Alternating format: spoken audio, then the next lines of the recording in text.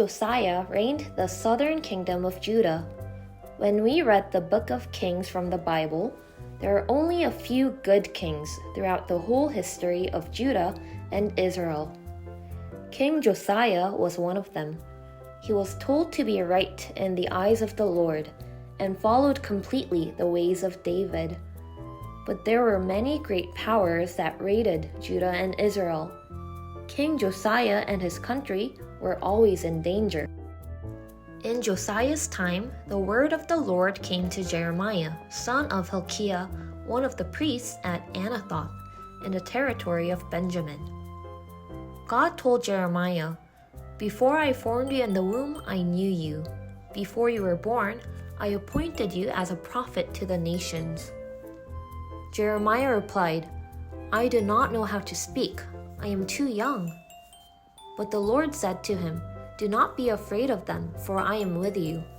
Today I appoint you over nations and kingdoms to uproot and tear down, to destroy and overthrow, to build and to plant." God assigned him very important missions. God showed Jeremiah 2 visions. Jeremiah answered that he did not know how to speak. So God asked him what he saw in the visions. And Jeremiah said, "I see the branch of an almond tree."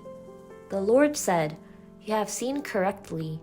Almond trees in the country would bloom earlier than any other kinds of trees." Its Hebrew translation sounds like the Hebrew verb that means to keep. Like an almond tree that blossoms firstly in the spring, God promises Jeremiah to keep him, the one who would awaken the Israelite people. Then God presented another vision and asked him what it was like. "I see a pot that is boiling," Jeremiah answered. "It is tilting towards us from the north." The Lord explained, "From the north, disaster will be poured out on all who live in the land. Israel and its neighbor countries would face a huge confusion." Through these 2 visions, God let them know that the Lord was keeping an eye on Jeremiah and Israel, and it was the time of crisis. Prophets are necessary in the times of peace, but they are more necessary when danger comes close. Once hearing the voice of the Lord, Jeremiah's life was changed. People would threaten Jeremiah to stop proclaiming God's message. He sometimes felt strong temptations to do so. And God encouraged him so much by saying, "I have made you a fortified city, an iron pillar, and a bronze wall to stand against the enemies.